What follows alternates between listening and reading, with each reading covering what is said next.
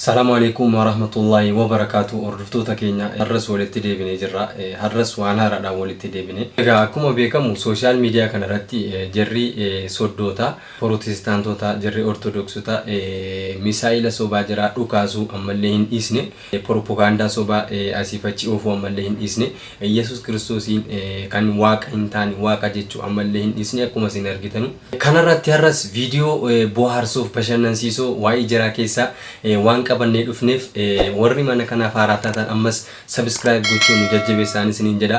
Utuu viidiyoo jara soddoota kanatti hin dabarfatin mee viidiyoo dhaamsa jabduu dhaamsa akkaan namatti toltu kan qalbii namaa dhooftu Itoophiyaan qabdi jedhamtee beekamtu keessa Itoophiyaan qabdi jedhamtee goota qabdi jedhamtee kan beekamtu keessa anaaf Itoophiyaan goota tokkoffaa kan isin biqilchite nama kana anaaf waliin daawwanne gara viidiyoo soddootaatti dabarfannan isiniin jedha. dhaamsa kana hundumti keessaniyu gurra qalbiitiin caqasaa mee gara dhaamsaatti isin dabarsa. Rasulullah sallallahu alayhi wa sallam laqad ra'aytu Bilal yu'adhabu minna makanan la ahad yu'adhab illa huwa al-wafa ya Bilal laqad ta'azzab fama kana yu'adhabu ahad ma'ak anta al-wahid alladhi kunta tu'azzib.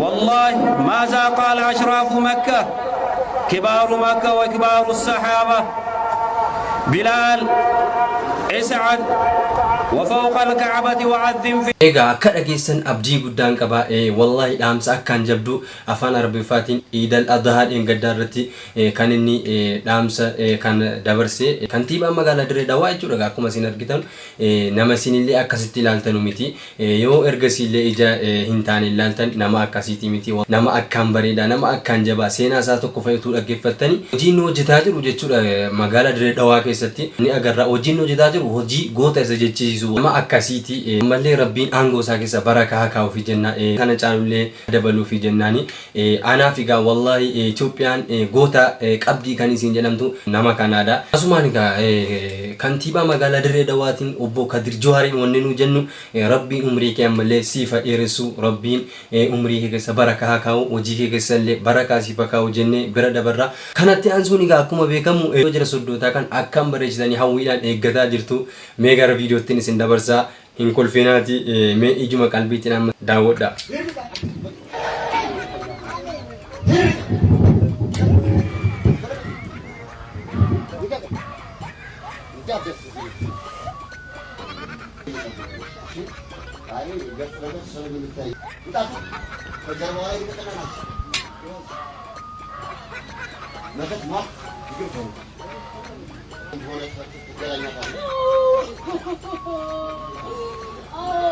Angkan nadi buana mal biyi kana sering jiru malin do witanu ya biya abang kabdo alang kabdo jolengun mana kasih tidamun ay kuma sinar kita jonjofti kufti mucan kun la mucan ya salam ya salam ya salam mali fakana ilmu nama daun me nagali akasitti se jinni basanu kesa akasitti se setana basanu ya refu nagali mali ga akasitti danani waranan jettanure waranu matanki kun dufajiran jettanure dakka jennan timbo arasin jechu mafi akka jirti ittin wal goomsani amantaadha jedhani qabatani deema ilaala jechu mafi waan isin dhibummoo macaafa jira keessatti wangeela Maatiyos boqonnaa 7 lakkoofsa 22 irratti Yesuus Kiristoos maal jedha beektu yaaduma sanatti maqaa keetiin yaa gooftaa nuti maqaa keetiin hafuurota hamoota baafnee jirra jedhanii natti himuu jennaan ani immoo matumaa isin hin beeku fuula kiyya duraa badaa jedheen isaan ari'adhaa jedhe Yesuus Kiristoos afaan isaatiin akkas jedhee dubbate. Kanaaf jara kana nari'ate jechuudha beekamaadha Yesuus Kiristoos akkas jedhe warra maqaa kootiin hafuurota hamoota baafnee irra jedhanii natti odeessan ani fuuluma koo duraa badaa isin hin beeku jedheen ari'adhaa jedhe. Kanaaf Yesuus Kiristoosiin faallaa deemaa jiru jirru kun ammas mee viidiyoo lammataatti isin dabarsina viidiyoo lammataa waa'ee raajii masarat taayee ni beektu jeeqatanii ni beektu mee waa'ee raajii masarat taayee hojjete ammas mee daawwadha. Kottume ela namni hin beeku amma namoota tokko fakkeenyaaf ergaan itti hima dhukkuba sukkaaraa si keessa jiran jedha jedhee kee waaqayyo sababaa fi dhukkuba 8 keessa jiraatu hin qabdu fakkeenyadha yaa siyoon keessa kan jiraatu yakkisaanii waan dhifameef namni tokko deebi'ee dhukkuba ni matuudha. Ameen. Hin kufin. asirratti wanni isiniif galuu qabu raajii Masarat Taayyeenii fi namichi diraamaa hojjetu kun duraa walii galanii dhufanii jechuudha. Akkuma achitti diraamaan akkana baabbarame jechuudha tottolfame mana keessatti tottolfamee gadi baame akkas hojjedhu waliin jedhama. Waan walii galanii akka yaada akka loojikii kootiitti isinitti mara. Wantichis immoo akkasumatti fakkaata. Yeroon akkana siinaasa'u jedhe tarii raajii Masarat Taayyee yeroon akkana akkasiin jedhu ni kuftaa duudaan jennaan ishii jedhee namichi yeroo raajii Masarat Taayyee kanatti dubbatu kofuu dhaqeennaan aayin kofin jedhanii qabee jechuudha. Wantichis immoo akkas fakkaata mee ilaala. Namichi kun mee isin dhugaa dhaabachuu dhabe kufuuf immoo mee maaltu isa kuffisuudhaaf kufuudha dhaabadhu yeroo inni dhabummaa dhaabatesh. Akkam wantichi waan saanaaf galee isiniif galeera. Yoo isiniif galee akkuma isiniif galee akkasi raajii Masarat Taayyee namni jedhamu kun ni beektu keessan isiniif fayyisa. Hanga du'aan kaasaatti jechuutti itti amanuu jirre. Kanaaf waliin sossobinaa isiniin jenna. Kun soba dhugaarra fagaatee gonkumaa isiniin jedha. Waan jiraa kun wallahi waan jiraa kun baay'ee nama dhiba. Hojii ijoollee isa biyyoo jedhan soban ta'u hojii jirra hojjetan.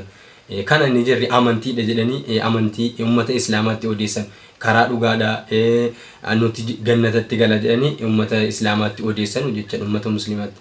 Kana amantii kanaati. Kanaafuu ammas mee viidiyoo tokkoon isinitti agarsiisa. Waan jiraan kun egaa silaa hin dhumu mee namicha tokkoon isinitti agarsiisa. Ammas paastariidha. Paastariin kun musliman ture jedha gara kiristaanaatti naqee jira. Quraanan qaraa ture jedha. Quraana akkanitti qara'u mee ammas daawwadhaa viidiyoo. A'uuzu billahi astaghfirullahi minash shaytaanir rajiim. A'uuzu billahi astaghfirullahi minash shaytaanir rajiim. A'uuzu billahi astaghfirullahi minash shaytaanir rajiim.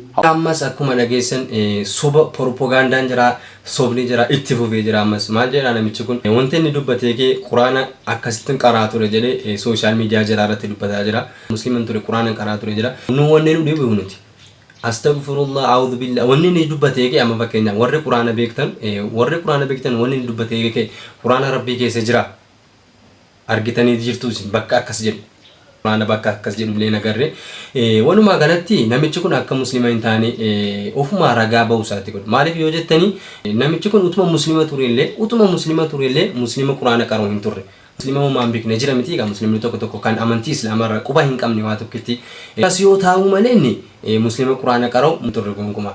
Maaliif namni quraana qaruu akkasittiin qaruu waan ta'eef quraannis akkasittiin qaramu waan ta'eef akka musliman taane illee ofiif ragaa ba'e sobni yoomiyyuu soba gareen shaadaa itti fufa gareen soba gareen propaganda inuma kufa soba dhugaa gochuu hin fakkeessina dhugaa immoo soba gochuu hin fakkeessina isiniin jenna. Maal qaba yoo dhugaadhuma jechuun bakka amantiidhuma keessanitti utuu waan dabalin amantii biraatti utuu hin hirkatin amma fakkeenya amantii islaamaatti utuu hin hirkatin amantiidhuma keessanii of dandeessanii ittiin lallabattanii utuu amantii islaamaatti hin hirkatin.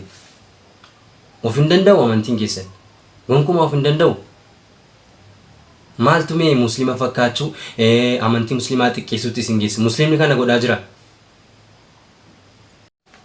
Yaa wanni akkana jara maraachaa jiru wanni akkas jira miira keessa galchee jara haasofsiisaa jiru sirriidha haasa'uu qaban haasa'uu gaanii maaliif yoo jettani nama beekamaa nama ciccimaa nama jirri paasterii jedhanii nama jirri gara fuulduraatti abdatan islaamummaan amantiin islaamaa gara keessaa funaanee garee shahaadaatti fidaa jira waan ta'eef kanaafuyyuu akka qabu nama akka paaster Abdii Raggaasaa ture nama akka paaster Amoo kana turetiyuu jara keessaa bee nama gaggaarii akka kanatu jara keessaa bee amantii islaamaatti makamee jira yeroo ammaa kana nama kana dhabanii jirri waa'ee sobaa fidanii amantii islaamaa xiqqeessuuf yaalii gochaa jiru gonkumaa isiniif hin tasaaka'u isiniif hin mijatu isiniin jenna kanaaf hin gowwoomina gara waaqa tokkichaatti kottaa isiniin jenna waamichi keenya itti fufaa viidiyoon keenya irraa kana fakkaata